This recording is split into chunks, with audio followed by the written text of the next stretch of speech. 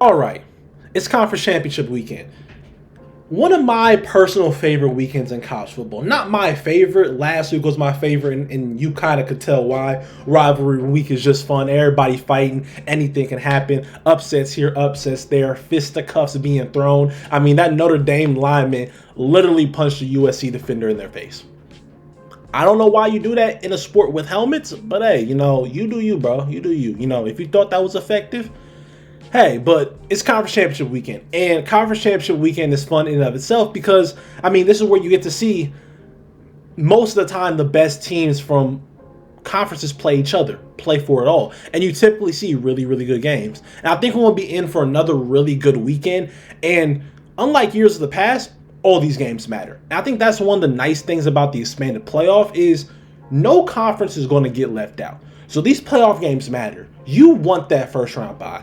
Even though you may not be greeted with the best game coming out the bye, it sounds pretty nice to get extra time to rest and prepare and just get your body right. College football is turning into a long season type of sport. So getting that extra week, maybe 2 weeks, 10 days, I don't know the logistics of it yet, but I know it's some time off, which will be greatly appreciated. And of course, I'm going in chronological order, and we're only going to be talking about the Power 4 championships. And not that the group of 5 ones don't matter, because honestly they do. UNLV Boise State, that's a big game. Tulane and Army, that's a pretty important game, really based off what happens in that UNLV Boise State game.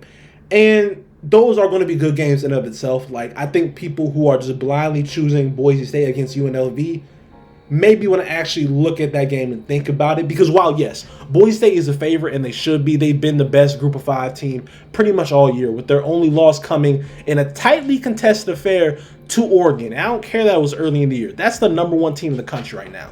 And they probably should have beat them, in their eyes. So they're the best team, but UNLV is not a bad team. Last time these two teams played earlier this year, it was a very, very good game. UNLV is a good team that on the right night, if they hit you with the right punch, the right jab, the right hook, you may be going down. So Boise State needs to keep their head on a swivel in that game. Like I said, Tulane and Army should be a really good one, even though I'm heavily leaning towards Tulane, because even after last week's loss to Memphis, I still think that they might be the best group of 5 team out there.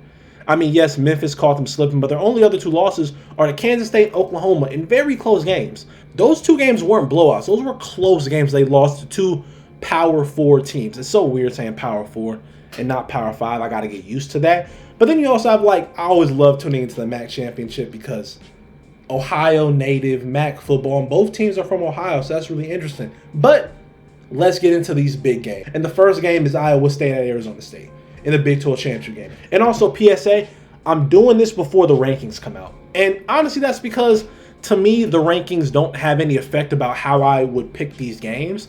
These teams are who they are. And honestly, this year, as it's kind of shown, rankings don't mean shit. Just because you're the higher ranked team don't mean you guaranteed to win. Now, am I picking the higher ranked team in most of these games? Maybe, but don't worry about that. But yeah, I'm doing this before the rankings. So if I say any ranking that's wrong, don't be on my ass, please. I'm doing this beforehand. Now, you may get this right before the rankings come out or after. I don't know. It depends on how personally I am feeling. But first up, like I said, is Iowa State at Arizona State. This game I may talk about for the least amount of time because, truthfully, I am not too in-depth on what Iowa State's doing. I know they're a really good team. I know that they've made it this far somehow. And I don't mean somehow in no disrespectful way. I mean, they really backdoored their way into the conference championship game. I mean, if it wasn't for Colorado collapsing, Colorado's in this game. And they probably should be in there if they don't lose to Kansas in a game that I did call a trap game. Even though I did pick Colorado, I did say it was a trap spot, and it was. But when it comes to this game, it comes down to one main thing to me. Can Iowa State stop Cameron Skattebo? In all of Arizona State's games, when Skattebo goes off, they win. When he has a good game, they win. But if you're able to limit his explosive plays, stop him, and make life hard for him, they lose.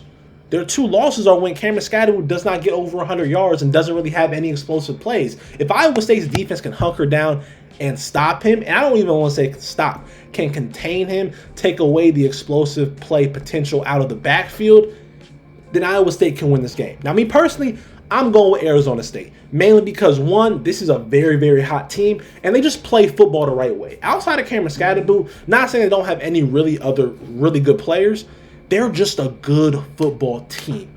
They're going to come in, they're going to execute their game plan, and they're going to win the football game, and that's what they have been doing. Outside of the blunder against BYU, even though I know they won that game, the end of that BYU game was terrible game management by Dillingham. Even though I think he's a really good coach and probably should get some Coach of the Year award for what he's doing at Arizona State, bringing a program that should have been dead in the water after those sanctions to now looking like they may get into the playoffs. They may not get a first-round bye, but they may get into the playoffs in a year where many picked them to be last in their conference, and now they're in the conference championship game. But that blunder against BYU, like, they probably should have lost that game just based off the strength of that. Terrible game management, didn't like any of that. But hey, they got out there with the win. But I think Arizona State will win this game. That's just how I'm feeling. The next one is Georgia at Texas in the SEC championship game in Atlanta, a rematch. I'm so excited because when these two teams matched up before, while it wasn't a really good game, it was still a fun game to watch because me personally, at that point in time, I thought Texas was the best team in the nation. Texas was my pick to win the national championship at that point, and I expected them to win that game pretty handily.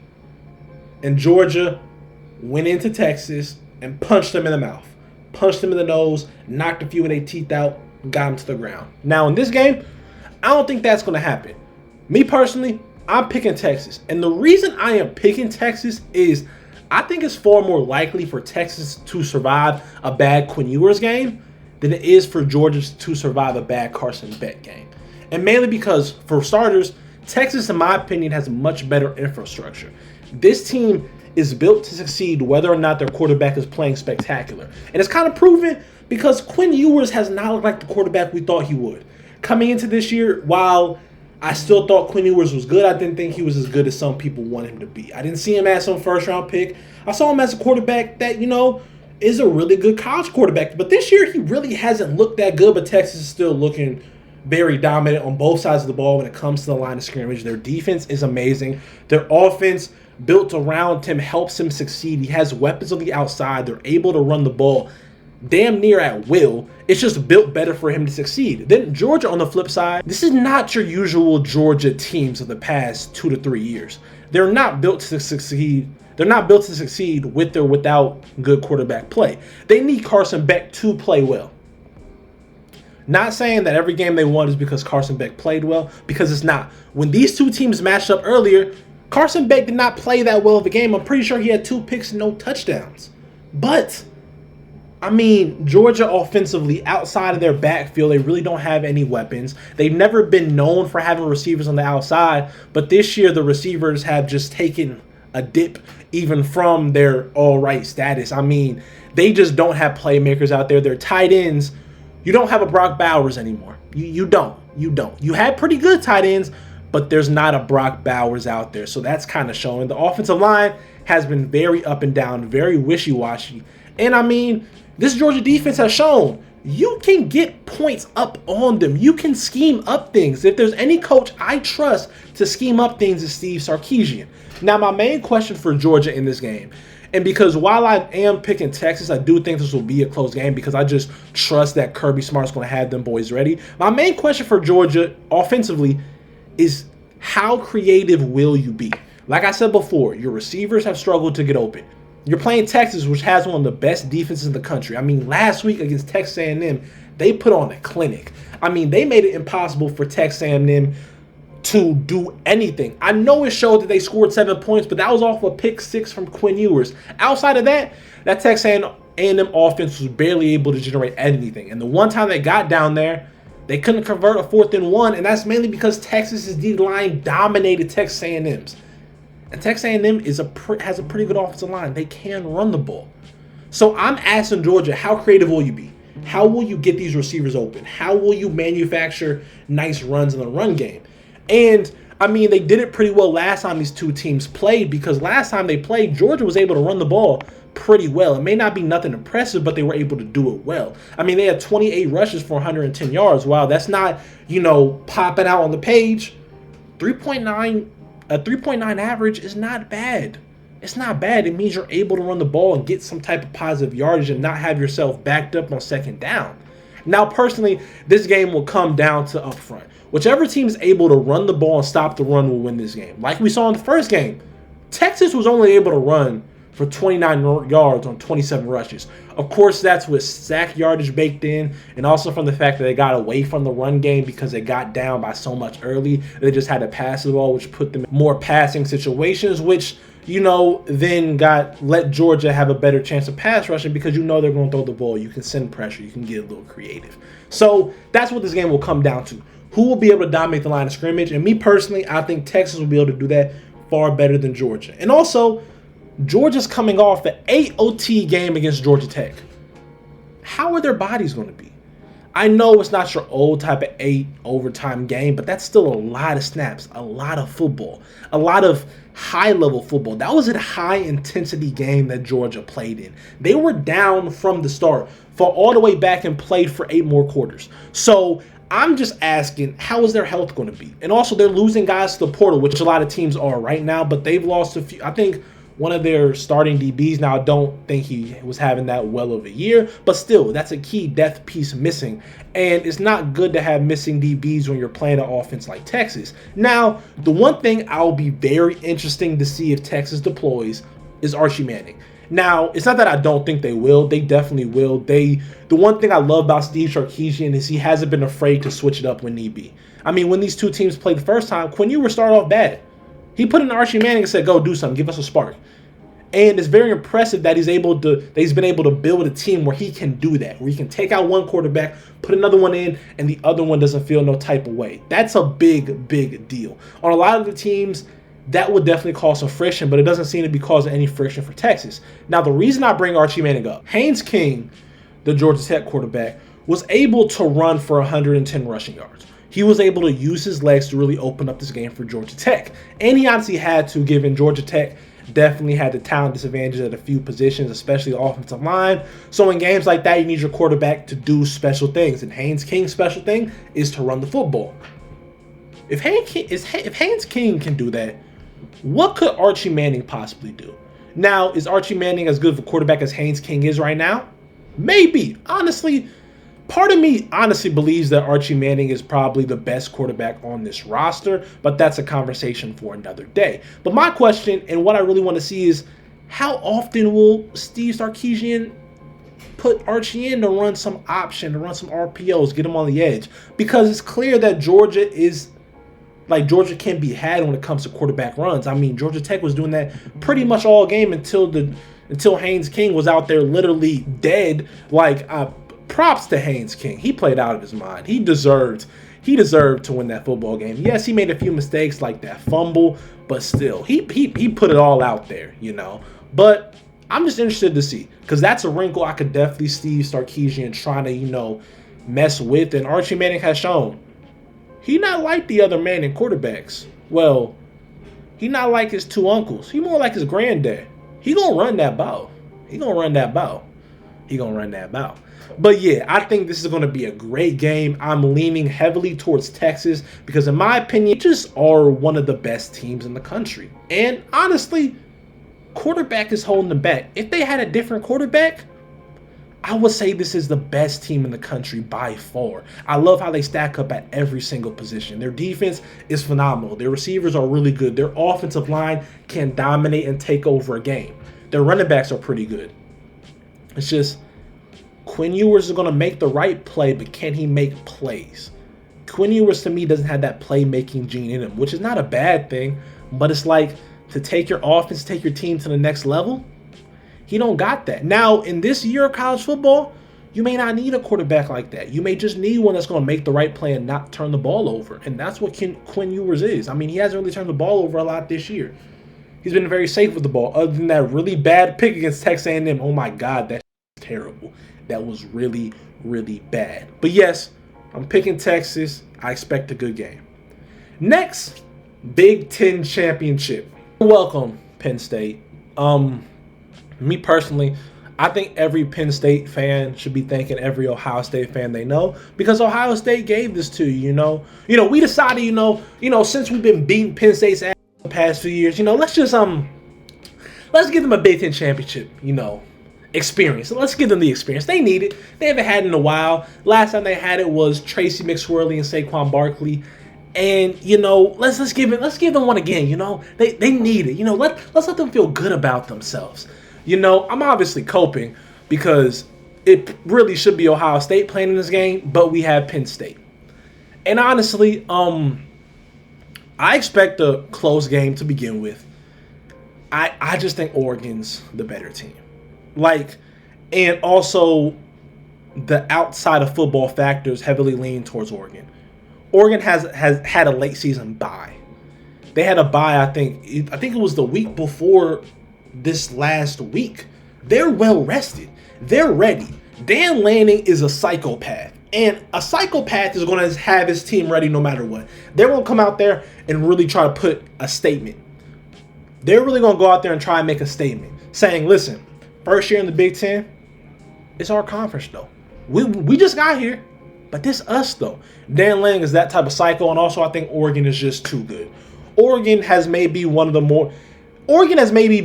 more, quiet, undefeated teams I've seen in my life.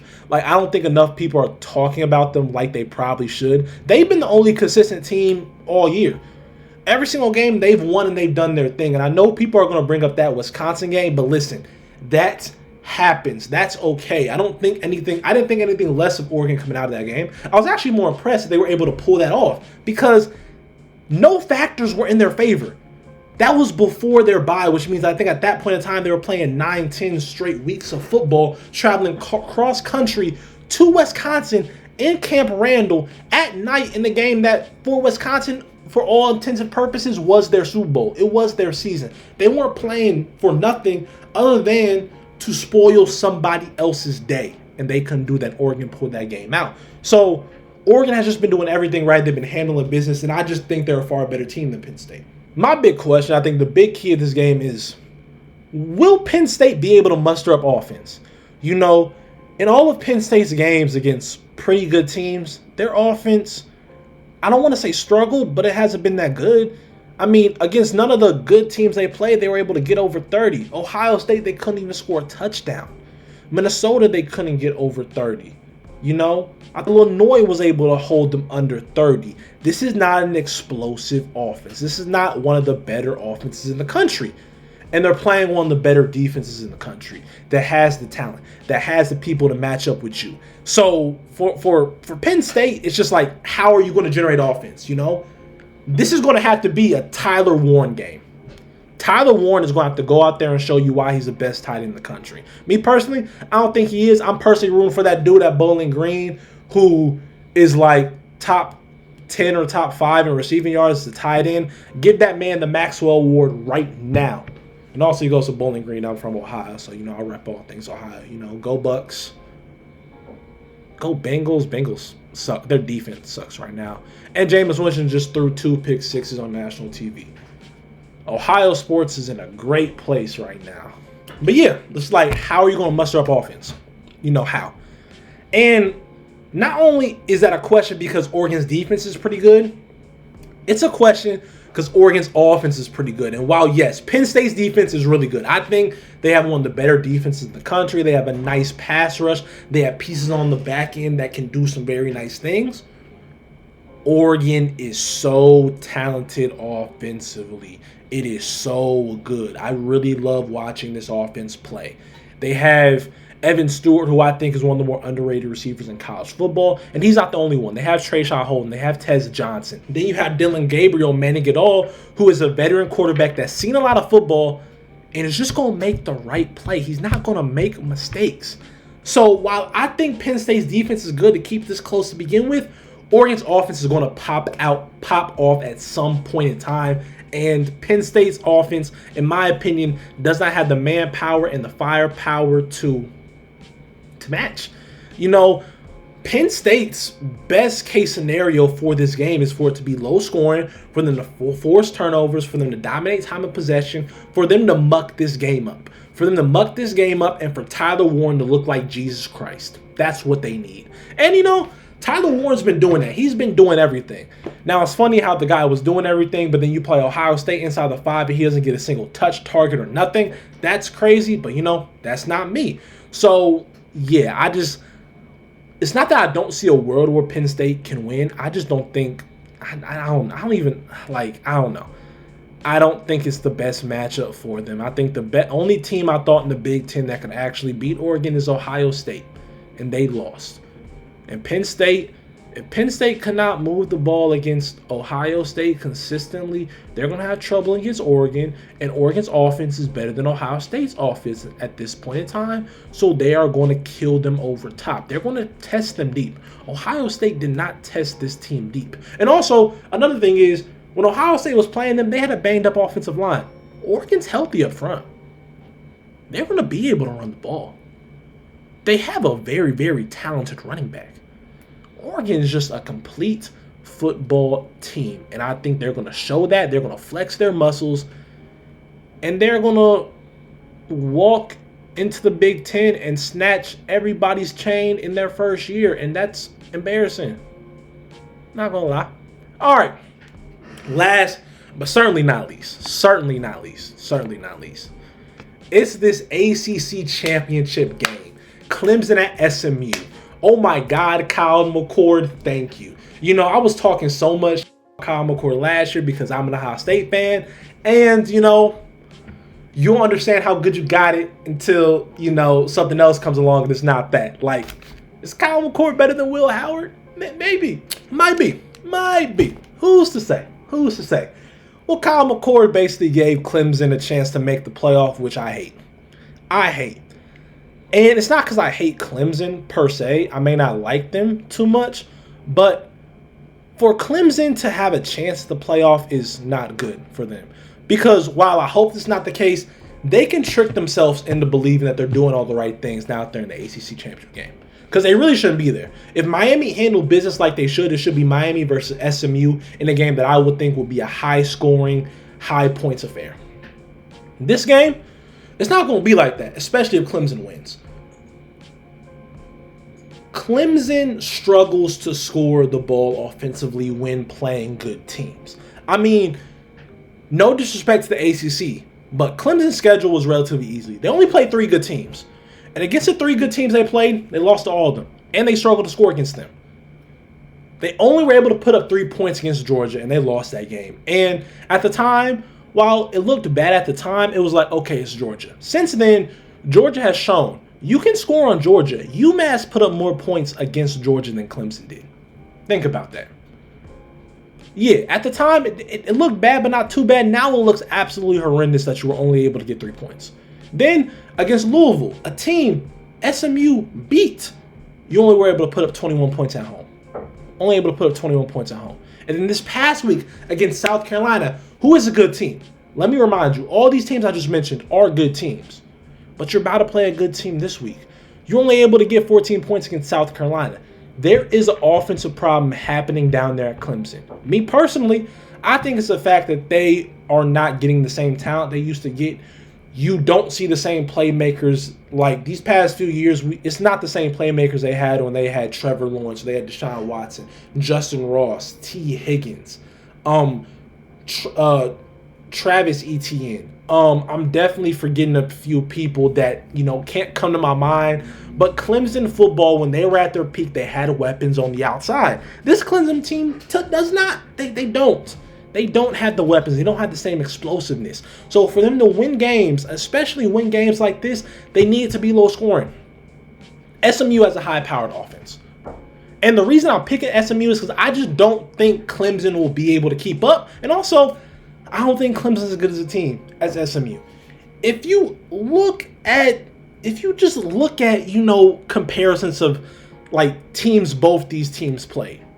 Louisville beat Clemson. SMU beat Louisville. SMU curb stomped Pitt. Like they took Pitt's soul. Pitt almost beat Clemson in a nail biter. They almost did. Clemson only was able to score 29 points against Florida State. A Florida State team that is terrible this year. Why? That deserves its own video in and of itself. SMU put up 42. When you look at teams that both these teams played, SMU has either beat teams that Clemson's lost to, or they just beat teams that Clemson beat better. You know, I don't think enough people are talking about how amazing it is that SMU is doing what they're doing. They came from a group of 5 school, and they're in their first year in the ACC. They may f around and win it and get a first round bye. You know, it's insane. I think this is only the tip of the iceberg when it comes to SMU, because the one thing about SMU is they want to win. They're going to put money into this machine, and they're in Texas. They're in Dallas, Texas. They're going to get talent. They already got talent. They're going to get more talent. You're going to get the talent from Texas. You're going to get people wanting to come to Dallas because Dallas is a pretty nice city. You're also going to get, okay, I'm one of the best high school players in Texas. I decided to go across the country. I didn't really like it. Not that I was bad. I didn't really like it. Let me go back home. SMU calling. Why not go to SMU? Things get scary in the ACC for everybody else if SMU continues to get this right, and I think they will. And I think they win this game pretty handily because I don't think Clemson can keep up. If SMU scores more than 28 points, they win this game. I'm just going to say that. Not that I think Clemson's a bad team. They just have flaws. They're a pretty good team. They don't deserve to be here. They don't. And I personally want them to lose this game badly so Dabo can look himself in the mirror and realize what he is doing wrong. He is committing malpractice by not using the transfer portal. Everybody else out there is getting better. Everybody else out there is using a resource that's open to everyone to get better except for you, because you're better than that. According to you. You're not. You need the portal. In this day and age, you need to use the portal. You can't keep having these transfer portal classes with 0 people while also having these recruiting classes that don't break the top 10 anymore. Maybe they have been doing that, but also if you're not going to use a transfer portal, you have to hit on recruits, and they haven't been doing that. Cade Klubnik has not looked like the man that you thought he would be. I thought he was going to be a much better quarterback. I know you did too. He's not looking like that dude. He's a good quarterback, but he don't look like the 5-star that we thought we were getting to replace Trevor Lawrence, to replace the first White Hope. But yeah, I got SMU win this game. There is a way for Clemson to win. Of course, they keep it low scoring. They muck this game up. They make it a physical brawl. And I know Clemson's going to come in there with confidence and come in there with pride because that's what Dabo does. He's going to get his guys ready to compete. He's a master motivator, and there's a lot of motivation out there for him to use. He don't got to make shit up anymore. But I'm just still going to pick SMU because I just think they're the better team. But yeah, those are my predictions of all the conference championship games. Please, down in the comments below, let me know your thoughts, your opinions, whether you disagree or agree with me. Just let me know. I'm open to everything. I'm really not, but I can act like it. But yeah, I love y'all. Please remember to like, comment, and subscribe. Please follow my Instagrams and my TikTok. I've been doing a lot of stuff over there. Maybe not as much as I should have been doing over here, but I'm going to get back on it. But I love y'all.